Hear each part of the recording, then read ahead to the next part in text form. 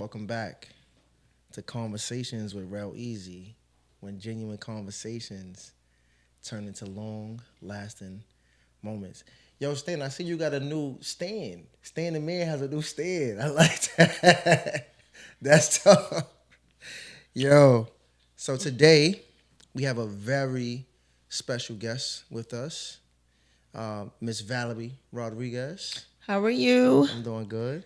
Good. You looking really vibrant today. I try. Per usual. Thank Miss you. Selfdevelopment. Thank you. Right? Holistic financial strategist. What else you want me to add to your name? Certified hypnotherapist Cool. for money consciousness. Okay. Money mindset coach. Let's do it. Yeah. So before we get started, right? I don't know if y'all know this or not, but y'all like, you don't eat ice cream because you're vegan. I eat ice cream. Oh, you eat vegan ice cream? Non-dairy. Yeah. Non-dairy. You ever had butter pecan ice cream? Yeah, of course. You love it? Non-dairy and dairy. All right. So before I turned. Before you turn vegan. Y'all know the backstory behind butter pecan ice cream? No. All right. So during the Jim Crow era. You got me scared. Nah, listen. Go ahead. During the Jim Crow era, black people couldn't eat vanilla ice cream only on the 4th of July. So they were only allowed to eat chocolate ice cream. And it was like a privilege to eat vanilla ice cream on the 4th of July. It's crazy, right? So pecan harvests were at an all-time high. So what somebody did was, I forgot the dude's name, please forgive me. He took butter and pecan and made butter pecan ice cream. So the vanilla ice cream could be Brilliant. voided. I love it. That's crazy, right? I love it because vanilla ice cream I don't like. It's not my favorite. Give me the chocolate, give me the butter pecan, and bring on the grape nuts. Yeah. Y'all. Okay. You know, everybody loves some nuts in their ice cream. Well, I'm not a fan of that flavor, but you know, that's crazy. So, you said you're into like hypnotherapy. Like, what is? Can you define that for me, please? Wonderful question. So, a lot of people that I realize having that conversation with them, right, they get scared because they're like, "Oh no, like you're gonna take control of my brain." Really, this is how I describe hypnotherapy. Hypnosis is simply like me becoming your guide to meditation. It's like a guided meditation. It's nothing different. It's like me being able to be your guide to put the suggestions into your mind, into your head, with your permission. Because I always ask permission before I start any session. I have a counseling service with them where I talk to them and I find out what it is that they're looking to do, what it is that they're looking to change, what it is that they're, the good, the positives, and get some little bit of a backstory. That way I know how to feed into it more so. That's the best way I can describe it. And it's really therapeutic and it works and it's powerful. That's interesting. So, obviously. You know it's auto-suggestions, right? Auto-suggestions? Auto-suggestion. Yeah. No, I don't know what So auto-suggestions is like certain things that you say, kind of like maybe people will think of it as affirmations, right? Okay. Right. So that's what it is. It's just auto-suggestions. You do it to your children, whether you know it or not. A lot of people do it with their kids. You know those times when you're cursing out your kids, you're like, get your stupid over here, and you're cursing them out and saying stupid and you dumbass or whatever. Things like that. That's auto-suggestions. That's going into your kid. Wow. They're going to memorize those things. And that's the deep-seated things that cause them to have a lack of confidence in themselves, doubts, all kinds of things that we don't. This is the negative side of how we're programming our kids, So then later on, they'll need someone to give them some positive auto-suggestions to kind of reprogram that out of them so they can believe in it. Okay. So you go into that alpha state. I put them in there, and that's that trance state where it's more receptive. You're more susceptible to take it in. Yeah. So when you hear hypnosis, right, people usually think what they see on TV. I'm not sure if there has some type of like you're gonna have to go stand in the corner and bark like a chicken. Yeah, like yeah. Right? But it's a trance. Yeah. But is it something what you do is something like that, or Yeah. so you can put me in a trance right now. I could put you in a trance.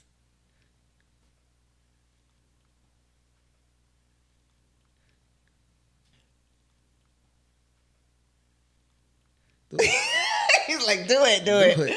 No, we can say that for another time. We'll take a little while because I don't know how suggestible you are. So it's a test that we have to do, a test of suggestibility. It's a whole process. Yeah, so that tells me how suggestible you are. It doesn't work with everybody. You definitely have to test the person's suggestibility level. You know what I'm saying? Because like I said, suggestibility level. Yes. Are you suggestible? Are you someone who's willing to take, be responsive to these suggestions that I'm programming into you? And like I said, you're always going to be conscious. So you do know what it is that I'm saying. You will be conscious. You're just in a trance state, that level of alpha where you're kind of like in between sleep and awake, and you're very, yeah. To stay on this topic for too long. But yeah. How does one get their suggestibility levels up? No, definitely you can do it yourself. You can hypnotize yourself by, the times when you're about to go to sleep. When you're gonna go to sleep, before you go to bed. Tell yourself something good. Yeah, put yourself into that alpha state, breathing. I'm that guy for real. I'm that guy. Tell yourself all that good stuff, and affirm it throughout the night. First thing in the morning, when you wake up, do it again. First thing before you go to bed, and right when you wake up in the morning. Those are your most suggestible times for you to program your mind. Programming your mind through mantras. Yes, affirmations. They work then, Yeah. Self-development is a separator of those who are truly hungry for greatness. Yes, that's my slogan. That's your slogan. Live by that. What made you want to live by that slogan? Honestly, I say that self-development saved my life. And why I said that is because I remember a time when I was a little bit stagnant and I wasn't recognizing myself, like who I was, because I always knew myself to be very ambitious, somebody who was a go-getter and had goals. And so there was like one time around, like, I want to say 2012, between 2012, 2014, where I realized I wasn't going for what things as much as I was before. And I was a little stagnant. I was more so down mentally, and I was like, what's going on? Like I wasn't recognizing myself. I had to see who I was and start questioning myself. So self-development saved my life, because the first book that I read back then was The Laws of Success. The Laws of Success by Deepak Chopra. And that right there, just like the 7 laws of spiritual success. Thank you. See, you know it. Okay. I read that. That was it right there for me. So with that book, opened me up, and then it's like I had this love for books, but I never read them. I would just collect them. Why do we do that? I'm infatuated. 9 books and throw them on a bookshelf. The books were so pretty, and I was infatuated with the books, but I would not read them, and then I would fall asleep. So at that point, after I read that book, like I said, it was like, it's a calling, for you to want to stretch yourself, for you to want to grow. It's a will within. So when I saw that and I realized like that something was wrong, something was gone, and I had to find that self again, that book opened me up, that perfect book for beginners. And then it just went on from there. It's a short read. All of it is a short, sweet read. Talks about dharmas, karmas, everything that you kind of need to know about the laws of life, all right? Because there are laws that exist, whether we like it or not, right? You can know them and know how to play the game, or you could keep going dormant and docile like they want us to be and not know how to play the game, because everything I see as games. There's a game in money. It's a game in relationships. I'm sorry to say. There's a game for everything. It's a psychological game. It's a mental game. We are playing games. We got to play games with ourselves. You understand? To push forward. So, yeah, that self-development saved my life. And it just went on from there. All of a sudden, I was able to stay up and read my books and read it from cover to cover, no longer falling asleep. Yeah, I do believe that things are a game, and I say it like this, right? When I play anything, I play to win, And if you're not playing to win, you're just playing. What does winning mean? What does winning mean? What does winning mean to you? Like winning. Winning is when it feels right, when you feel successful, when it's natural, when it's flowing. Right? So a healthy relationship, I'm winning. When I see my kids and they run to me and I pick them up and they're smiling, that's a win. How many kids you have? I have 2 daughters. Nice. Okay. Right? So like those are wins for me. So if you're having kids and you're neglecting them, you're losing. If you're a man and you're not providing for your family, and you're not being strong, and you're not being a leader, you're losing. So I play to win. Okay. I like it. Yeah. So you talked about, I came across a lot of your content, amazing by the way. Thank you. And one thing stood out to me, and it was breaking a promise to yourself. Oh, man. Like, is that something that you've done before? Like, did you break promises to yourself? Yeah. If so, like, how did you overcome that? I think that it's a constant freaking, I want to curse because I can't help it, but it's a constant work, man. Every day, sometimes you break a promise to yourself. Not every day, but like every day is constant with working to push through with something that you knew that you said you was going to do to yourself, like getting a little closer to that.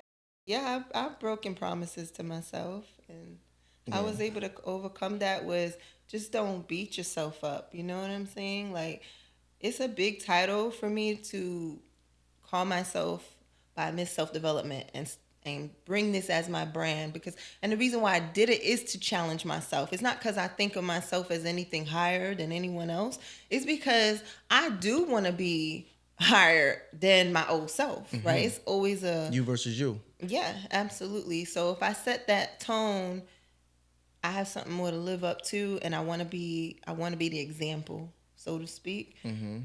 Not for the world. I'm not here trying to get world peace. It's not going to happen. We can't please everybody. So definitely it's a work in progress, and I'm not going to beat myself up if I do fall short on a day. Sometimes you just got to give yourself grace. Sometimes it is going to be like, I'm in this robe and I'm sitting here today and I'm doing nothing. I'm not taking any calls. I'm watching this Netflix movie today. That's right. Like, and that's okay. Like, yeah. When's the last time? You said, please, not today, bro. Please, bro. I want to know his question, though. When's the last time? Hold on, Stan. Please. Hold on, Stan. I'm prepared today, man. I'm not doing that, bro. Bro, start sipping Guinness and rum cream. Stop. Red Bull, start. He be asking good Hold stuff. Hold on, I got a question, y'all. Hold on. I just want to know when was the last time you got upset at yourself? Oh, that's a good question. The last time I got upset at myself.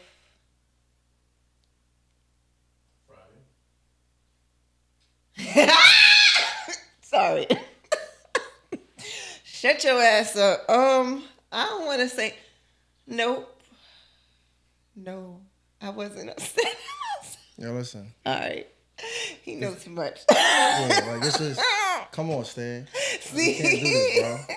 You can't do this. That's why I said. Come on, bro. I give myself grace.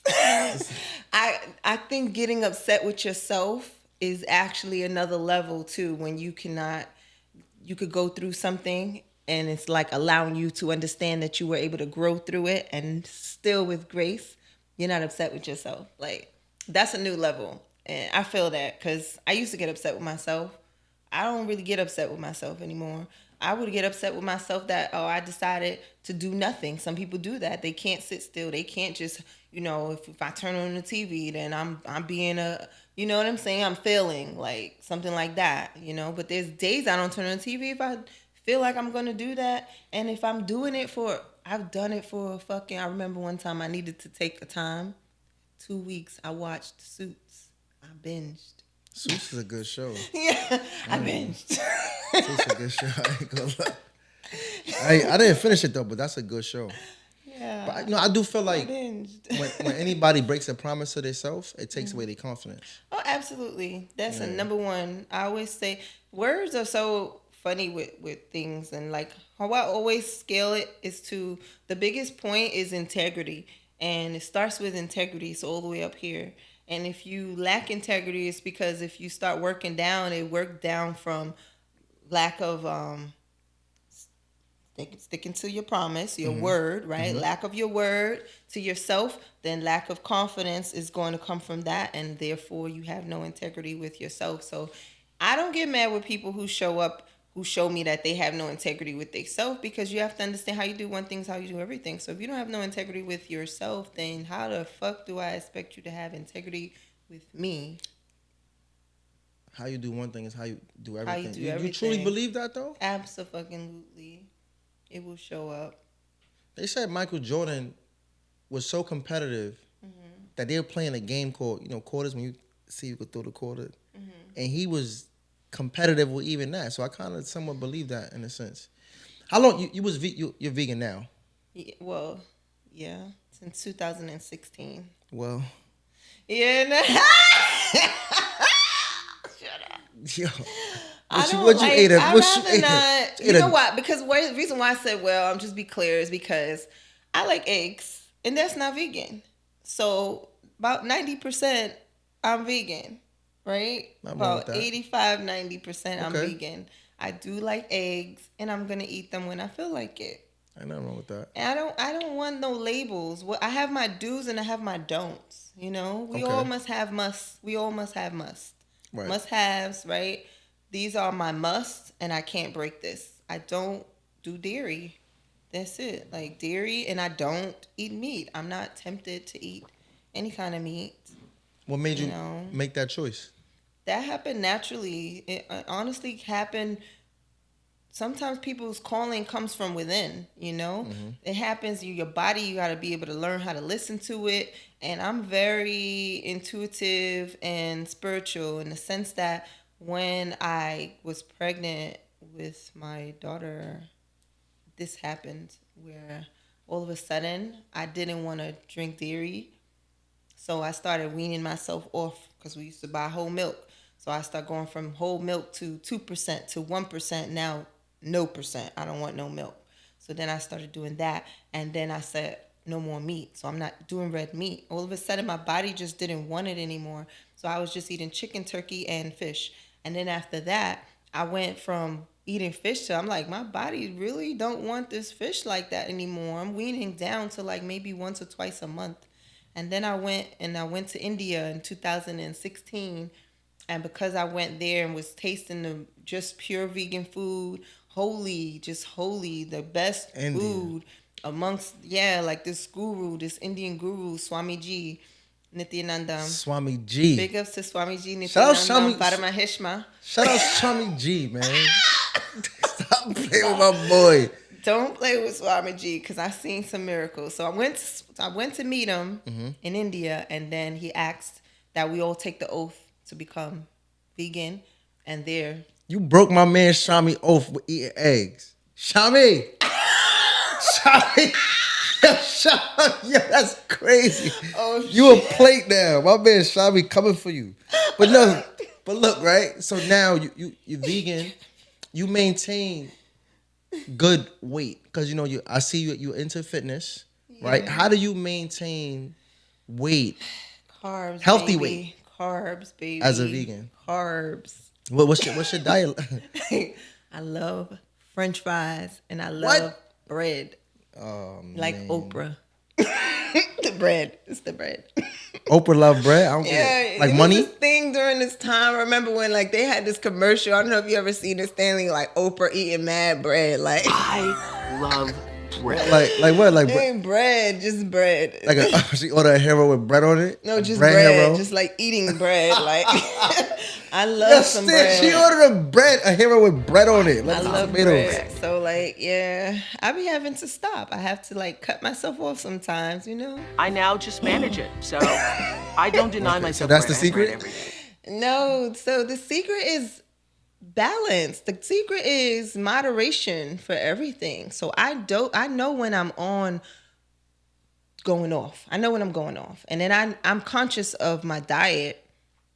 So you just have to know that. And I think the best thing you could do is write it down, because a lot of people are not going to remember what they ate yesterday, right?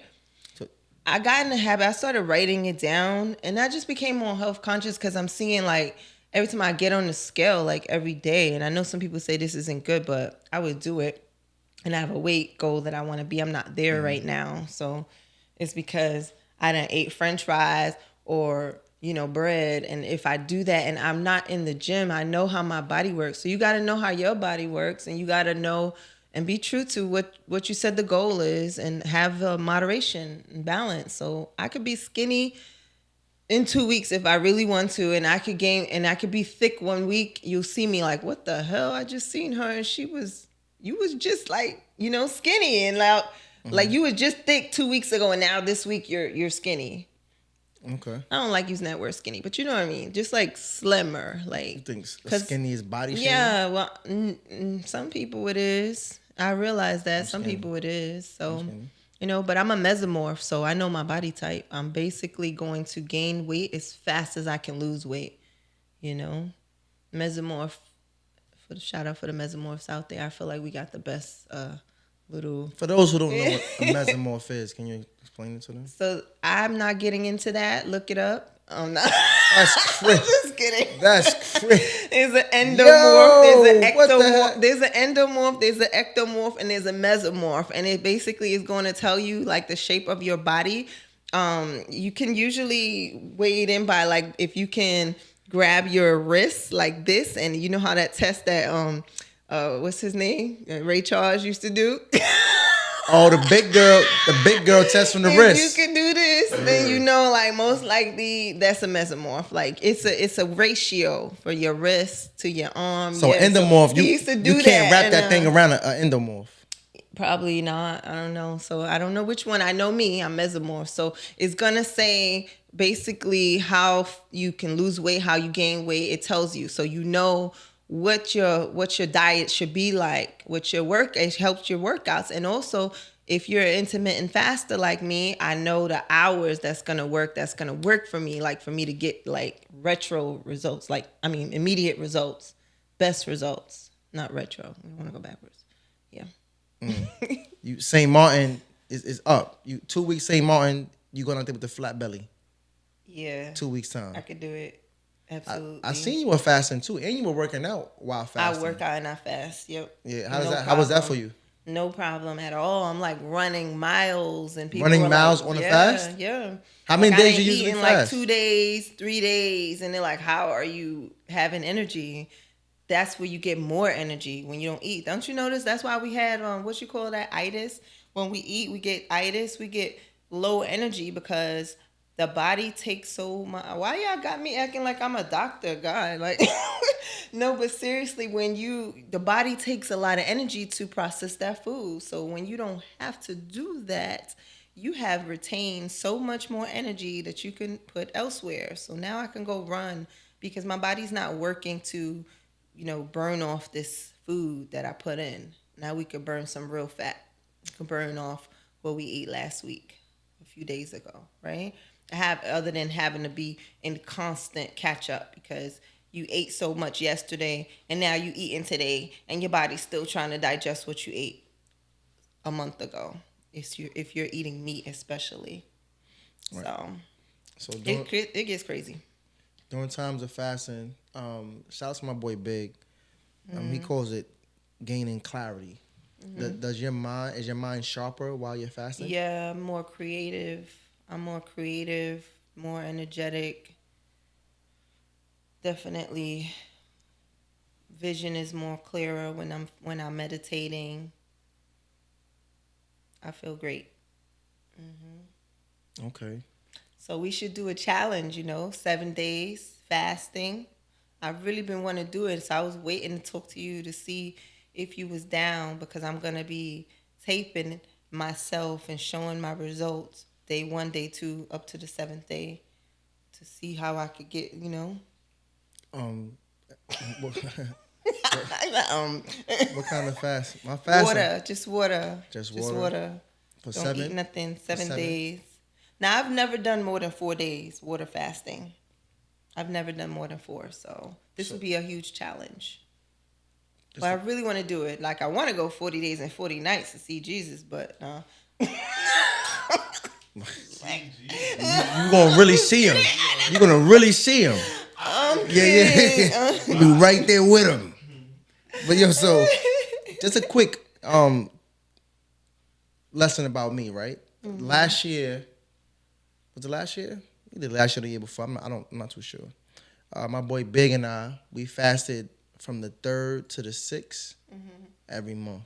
Okay, that's good. You should do fasting every month. Yeah. Every month, try to get in some fasting days because you just need to take a little pause from eating, and then you know what else?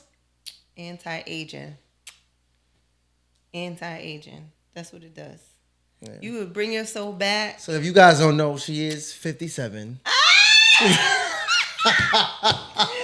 Yeah. That's from the fasting. Nah, but not definitely. Nah, you definitely. Well, nah, definitely. You definitely right about that. And I participated in Ramadan. He exaggerating, y'all. I'm 52. Good. My bad. But I also participated in Ramadan. That was a great experience. Nice. It had me glowing up a little bit. Yeah. So that's intermittent fasting. Every time I would be fasting, people would ask me if I'm Yeah, it was definitely intermittent Ramadan. for sure. Yeah, I intermittent fast. But you naturally. daily, you do that daily though, Yes, right? daily. You hungry right now? I'm not hungry. Okay. I heard your stomach growl just now on the mic. Did you? Oh, Yeah, this is said. I hear it. I almost stopped and went and get some doubles before I came here, to be honest. I was love like, doubles. Don't do it. The carbs, remember the carbs. Oh yeah, the carbs is catching you. I gotta chill. I gotta be easy because I fluctuate too much. And your weight? I fluctuate, and it's because of obvious inconsistencies in diet. Sometimes I'm not gonna lie, that's what it is. Sometimes I get on my fat girl internally. I'm on my fat girl inside. I know. A lot of us. What defines someone to me and their discipline is the way they look, right, physically, and their finances. So like that determines the most discipline for somebody. And you preach a lot about finances, retirement, and things like that. I'm a retirement specialist, so retirement specialist. Definitely, I'm always gonna be more. I'm a teacher, so I'm into everything for self-development. If it's mindset, I feel like mindset is at the top of everything, right? Mindset is going to be still linked to your financials. Mindset is going to be linked to your fitness, right? Mindset is going to be linked to your spiritual. So everything for self-development, finance, mindset, spirituality, and fitness, right? What's your the best financial advice you can give someone? Start your retirement funding early as possible. If you're in your 20s, start saving for retirement. I think that's the biggest myth that they really screwed us on, is that mindset, thinking that you are too young to start planning for retirement. You need to be planning for retirement earlier than later, not waiting till most people, your parents most times started when they're in their 40s, and then guess what? Why don't we look at them and see what they're doing and see, is it something that we want to repeat? In most cases, it's a no, because why? They're still working. You know what I mean? Your parents are 50s, 60s, and they can't foresee when they're going to be able to stop working. Why is that? Because they know that they don't have enough saved up for retirement. And so if that's the case, then something should have panned out to let you know that something's wrong. The formula has been given wrong. There's been a lot of myth giving. So clearly, if you're in your 20s, it makes sense to plan for retirement, because why? The formula for wealth is money times time times your rate of return. So you got your ROI, which a lot of times we don't look at, our rate of interest. We're putting our monies in the bank and they're giving us less than 1%. We're not looking at all the interest that we're paying. Inflation's up to wazoo, right? And now we have to cut that out, because that's going to cut down the fund that you saved over that time, right? How much is this $50,000 or $184,000 going to be worth when it's time for you to retire? Somebody just sat down with a client the other day, and they told me, I have $184,000 in my 401k. That's enough to retire with, right? And I said, absolutely not. How is that going to? What is retirement to you? Ask that question. Because for most people, retirement means I'm going on a vacation or two and I'm taking my ass to find a new job, starting all over again. That's retirement. Is that retirement? That's not what they expected, but that's what it turns out to be, because when they see that that money is not going to last a lifetime, then they got to go back to work. And what's the work? Driving a school bus, driving Uber, working at some store, right? And it's crazy. So if that's not what you want, then it makes sense. That would be my best financial advice. Start planning for your retirement sooner than later. And diversification. Always diversify, right?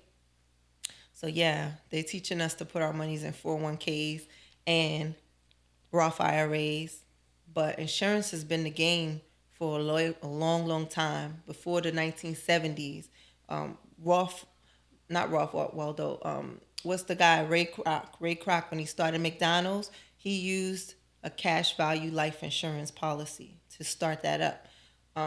What's the guy who started Walt Disney? When he started Walt Disney World, he used a cash value policy to start that business up. So these, men who are wealthy or savvy financially, they obviously utilize these tools. They're tools. They're just money tools. And a lot of my investors that are older, they also used cash value policies to purchase their properties.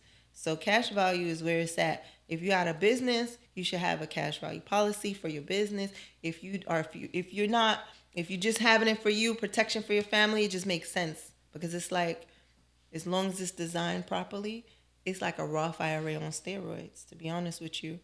Why should I put my money in stuff that I'm being steered to and not even properly educated on?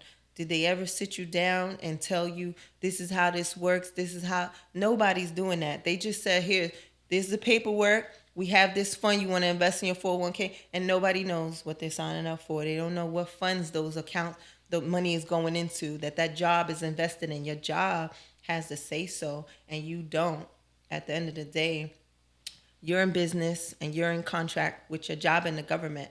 And what that means is that you can't get out until you paid Uncle Sam at the end. So that's why it's deferred, right? And we just need to understand all of that. We need to understand the basics, which they don't teach us in school. So that's why I find a lot of passion in educating. And people ask me, why'd you stop? Because they know me as in real estate. I started doing real estate since 2003. Right. And I've been over a decade, and I'm a broker in New York. You got a couple dollars, in other words. Say what? No, nah. Don't ask them. Don't start counting. Don't start. Yeah. Start counting those pockets. But at the end of the day, I did these things because it was all about a challenge for me, and I liked helping people. So it was always the next best thing, because I'm an Aries. We get bored. Yeah. And I need something. I need more. So financial literacy was where I realized that I was lacking knowledge, and I was also behind. You know what I'm saying? Because my mama didn't teach me nothing. When's the first time you had a credit card? When's the first time you had a credit card, and did you know what you was doing? Well, me? That's a question for me? Yeah. I had a credit card when a little late. Mm-hmm. But I became educated after reading certain books. So I read this book called Stay Mad for Life by Jim Cramer. I've never read it. He speaks about 401ks, Roth IRAs, and things like that. So he told you who started the 401k, right? I don't remember that part of the book, but you could educate me right now. The dude's name was Ted Benner. He started the 401k. Okay. And he said it himself. He created a monster. He said, I created a monster. And why? Is because you would think that this was created so that the people could have an uplifted retirement fund, right? Mm-hmm. But if you think about it, we were so set on Social Security at one time, right? It's all we ever knew.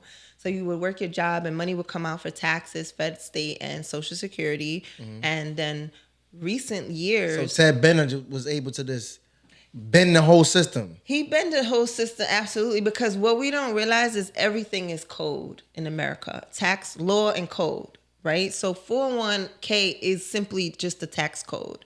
It's just a tax code. And we don't realize that like I said, the main thing is that you're in contract with your job and the government. So we create this tax code now, 401k, which says you have deferred taxes. your job can now have the incentives to match you. They get tax write-off exemptions, right? And you get to pay the taxes later on. And the government gets to put their hand out because they're the ones who stipulate where the taxes are going to be, not you, not the job, nobody.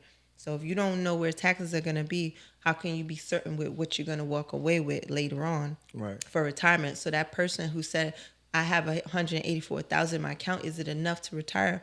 I'm like, $184,000 might sound good and pretty, but that's not what's going in your pocket. And we don't know what's going to be because you don't know where taxes are going to go. Are they going up or are they going down? What do you think? So they're gonna tax them 184. Say what? 184? Absolutely. It's a deferred plan. You can't get out until you pay the taxes. So that's absolutely. with 401k. That's with 401k. Roth is tax advantage. So you have a little more incentives, but like I said, these things are steered for certain demographics. Right. There's no wealthy person that's utilizing really that in a Roth because it's a guideline that says if you make over a certain amount, you can't be in it. You understand? Trump don't have no Roth. Okay. Well, he might not. I'm just kidding. But that would make sense though, because when you get to a certain amount of money, exactly. So they create their own funds. They create their own SEPs and funds, simple IRA plans. I never thought about that though. Like rich people, I don't need a Roth. Like, no, what for? I got $8 million. But trust me, you know what they do have? What they do have is insurance policies, cash values. Absolutely. That's a whole different conversation. Yeah, it is. Yeah. Trust and things of that nature. Yeah. Okay. So, but my first experience, let me tell you with credit cards was I was 18 and I knew nothing. My mom didn't sit me down and tell me anything. And I was going to college, John Jay College. And this is when you go to college, they would give you these applications, you fill it out. They asked me, what do you want, 500 or 1,000? So you know what I'm going to say. I said 1,000, right? So I get the 1,000. I'm excited. I get the credit card. My mom said, oh, okay, take your sister for school shopping. Okay. So I take my sister school shopping now. I'm excited. I'm like, all right, okay, Mom. We go to the mall, Fulton Street. In Brooklyn. Albee Square. Yep. And she picking out her stuff and I'm about to go pay at the register, swipes the card. First time I'm excited. Decline. It's not going through. I'm like, what? I just got this card. Why is it not going through? So we don't get nothing. I go to the payphone. Yes, there was payphones. Damn. What year was this? You I call the payphone. I'm calling the car and then I find out, why my mom ain't tell me? You supposed to activate the card first. I didn't know that. So you activated it. So I activated it. And what was the limit? 1,000. Remember I told you they gave me the option. Like they gave me the option. Do you want 500 or 1,000? You took that 1,000. Of course. You maxed it out for day one? Probably not. I don't remember. But I was good at paying my stuff because I was good. I was so you had job. I was since making 18, money. since Yeah, 18 years old. I was making money and everything. I was selling cars, so I was in the money. You was doing everything. I was selling cars. I was hypnotizing people. That's crazy. No. I love that. I started out selling cars. That's how I learned how to read credit. That's how I first got into finance. Makes sense. I started that makes sense. Going into finance. I learned how to read credit. I was working with a special finance team. Okay. We were doing BC credit people. And he was like, this is how it goes. Like he stopped me on the street when I used to do like Z-Tel services, knocking on the doors. Like it was extra. You was going door to door, convincing people to buy a vehicle? Convincing people to change their phone service over. Like you don't need AT&T, you need Z-Tel. And come back. That's like the Jehovah's Witness for phone companies. Right? I know, and I was excited. So I had a gift. And then the dude saw me. He was like, honey, why you doing this? Come work with us. I want to train you. So I'm like, I love what I do. Till I got bored, right? Like I said, I'm an Aries. I get bored. You get bored. So just making up stuff. I say that job is still around, and he said yeah. So he started training me. I learned how to read credit. Start bringing in these BC clients. He told me learn how to rip people off. No. Yes. Yes. And he said that. When he said that, though, I'm not gonna lie, my mouth is crazy. So he loved that. He was like, "Yeah, you gotta rip them down, and tell them." So it was one guy came in, and I was like looking at his credit. I was like, McDonald's wouldn't even finance you on a burger for this credit with this credit. That's like crazy. He was so insulted. He was so mad. He called my manager. I'm gonna talk to the manager. The manager, come on. How can I help you, sir? He told him what I said, how I was rude. He said, I'm going to talk to her. I'm sorry, sir. He pulled me in the office. He said, what you said to him? And I said it, and he started cracking up, laughing in the office and stuff. I know, it was crazy. Did he get the call? Yeah. That's But that wasn't the thing. See, the thing is, you needed to do that because it's all psychology. So what I did was, he couldn't find it. We don't want you. We want you to get your sister and your brother or your boyfriend or your girlfriend and bring them in so they could co-sign for you. So that was the little trick. It was a little switcheroo. It was a little bait and switch, And then you get a co-signer. That was what it was. That's all it was. And I was doing that like clockwork. 17. They say y'all changed, man. They getting paper. All right, so look. Can you just I learned a lot about you, and you taught me a whole lesson on 8 different topics. So can you just give me an experience that changed your life? An experience that changed my life. Giving birth. She Wasn't ready. Right. How many children do you have? I got 9 kids. I'm just kidding. I'm kidding. No, for real. I got one. The fellas was like, oh, 9 kids. No, I have one. Yeah. Oh, you have one child. Yeah, okay. one. Boy or girl? Girl. Oh, okay. I'm a girl dad. I love my daughter. Yeah, that changed my life. I would say that's like, because giving birth is like a portal, right? And it came straight out that thing? It came right out that thing. And then when you have that portal, if that don't change you, if that don't break you or make you, it will break you or make you. So for me... Epidural? I did not. I gave all natural birth, no epidural. Oh, man. Yes, vegan style. A vegan style birth. I wanted my child eyes to be bright, alert. None of that. No drugs. No drugs over here. Yep, she came out bright-eyed with a full head of hair, and then all of a sudden I knew that I didn't want her father anymore. Don't start disrespecting. Don't start disrespecting my guy up here like that, all right? Don't start doing that, all right? I'm gonna have a thing for that. I got a thing for that, Stan. Hold on. I got a thing for you. Stan. I got a thing for you. Trust me. Just hold that thought. I got you.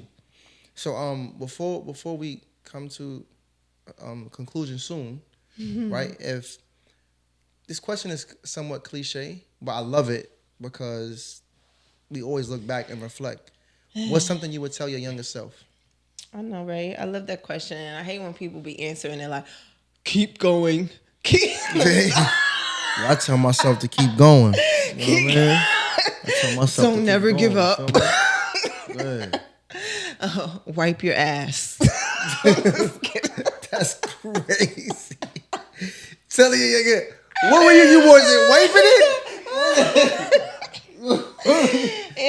I would tell myself that you have the power to have whatever you want. Believe it.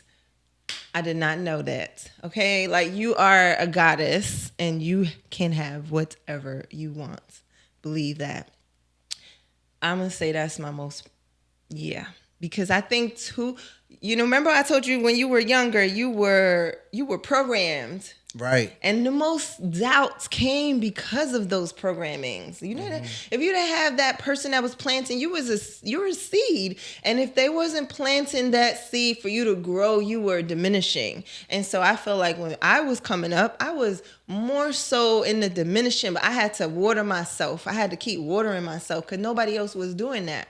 I didn't grow up with the silver spoon like I think I may like that comes off because I exude that energy that, you know, I'm very feisty. I've been feisty from birth, but that's because God knew I needed my feist to fight. The vagina. I needed to. He knew Feisty. that like some things was gonna happen to me that I was gonna have to push past. You know what I'm saying? Like you wasn't gonna have the parents that was gonna be watering you the flower that you are, and that's just what it is. I don't look like what I've been through. I didn't have the silver spoon. I definitely grew up in the hood. Well, when you're in the hood, nobody's bigging you up and building you up because you're a product of your environment. And when you don't realize that part, like that's a huge part that we don't realize, being a product of our environment. And when you want to change what you want to change on the external, on the outside, you got to start from within. And that also entails changing your environment entirely from the inside out. So the words that you bear and that might not come from the outside. So it got to come from you on the inside. So for me, that's it for me. Like I had to know that I had so much more power than I was exercising. Like I didn't know because other people around me were trying to put me down, was not trying to build that up, because why? Nobody wants you to exert or go past them. You know what I'm saying? Like sometimes it's your own mother, sister, cousins, auntie, everybody. Like they love you, they say they love you, but they don't really know how to love you. So I'm never mad at it. It's just that they don't know how to love you. They don't know that they're putting you down when they're putting you down. They don't know that they're in the seed of poverty-minded, mindset-wise. You know what I'm saying? They don't know these things. So if you want to grow, you're going to have to go outside and find some what you call mentors. And sometimes mentors for me was my books. But mentors were the books that I read. You know what I'm saying? So until I found actual physical mentors. And that's what it is. So, yeah, man. If people know like what I've been through, they be like, "Oh, wow!" Like, yeah. Did you know? Like, I was told I was ugly growing up. Why? Because I'm dark skinned. I'm not even dark skinned, but like compared to my family, like I have some light skin. You know, a lot of light skinned people. So yeah, like when you dark skin. Not dark skin. Dark. All right, whatever. I'm not going to argue about light skin, dark skin, because I'm a little like, I can't even tell you colors. Your skin is beautiful, man. That person Embrace is light it. skin. I don't know what some people tell me. That's not light skin. And I'm like, that is light skin. To me, it is. But whatever. I'm brown skin and I'm not dark skin. You're dark skin. It doesn't matter. Dark skin, light skin, whatever. Okay. I'm just saying that in comparison, that's what it was. In a lot of cultures, sometimes it's not respected that you are, you know, darker, even being like Afro-Latina or whatever. They're gonna like, you know, make you feel less than. And Valerie Rodriguez, all Latina. That's and my middle name is Mercedes, so Mercedes. Mercedes. Yeah, I like to say it in Spanish so people don't think I was named after the car. You know, it wasn't about that. It was the Latin. That's interesting. So Mercedes is a Spanish name, and you pronounce it Mercedes. Mercedes, yeah, Rodriguez. Mercedes Rodriguez. Yeah, you got it. Of course. Stop playing. So, Standing man, do you have any questions? No, I'm good. You don't have any questions now? I don't like that. There was questions in a moment, but it's all good. It passed. That's cool. Okay. Well, I have a question. Go ahead. Shoot. If you could turn one of your bad habits into a superpower, what would that be? One bad habit into a superpower. One bad habit into a superpower. Yeah, one of your bad habits. Any bad habit into a superpower. I gotta think about my bad habits. That's a different question. Well,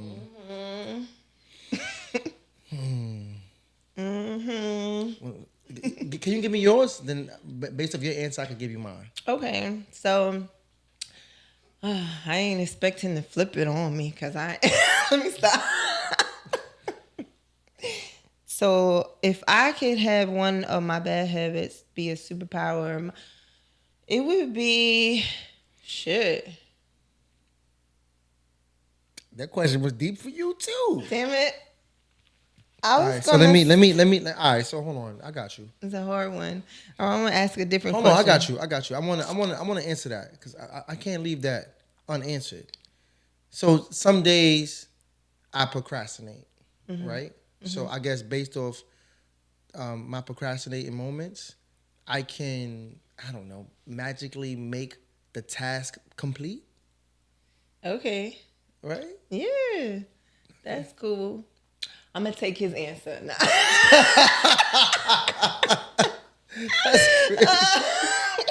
That's crazy. So how about this one? What's your guilty pleasure when you need a mental break? Because you do a lot of self-development. I could tell that you do, right? Yeah. So what would that be? Like your guilty pleasure when you need a break from all the self-development? Guilty Basketball, pleasure. sauna, and steam room, easy. That's a guilty pleasure. It's not a guilty pleasure. Sushi. Okay. I'll go eat lots of sushi. That's a guilty pleasure. Okay. Well, my guilty pleasure is watching movies, I would say. Watching movies and eating ice cream. I would say that. That's a guilty pleasure. Okay.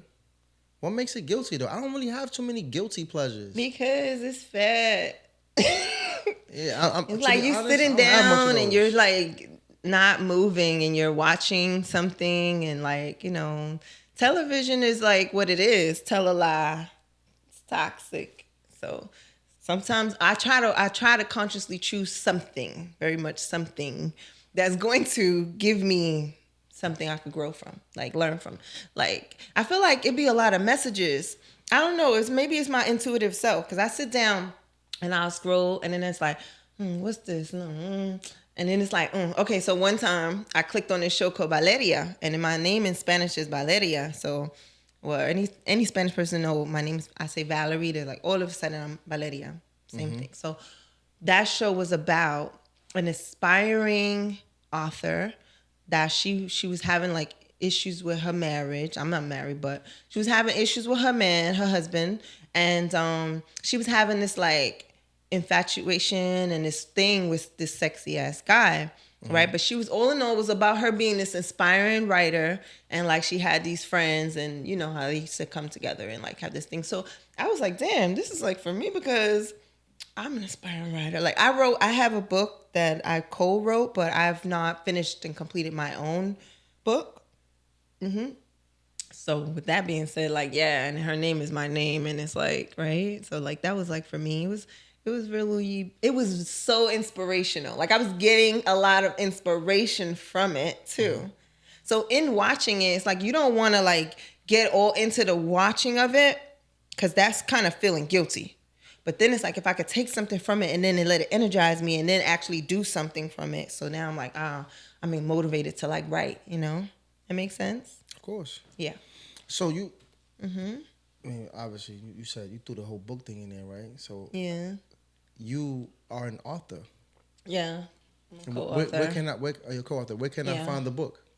I know it's still probably on Amazon, but I was selling it privately on my website, which is now under construction again. So I only have I only have my insurance website up, which is valerie.verifiedproducer.com. That's my insurance website. And what is the book about? So it's women that basically had a story where they came from and built success. So my part was from pain to profit. I like that. Yeah. Mm-hmm.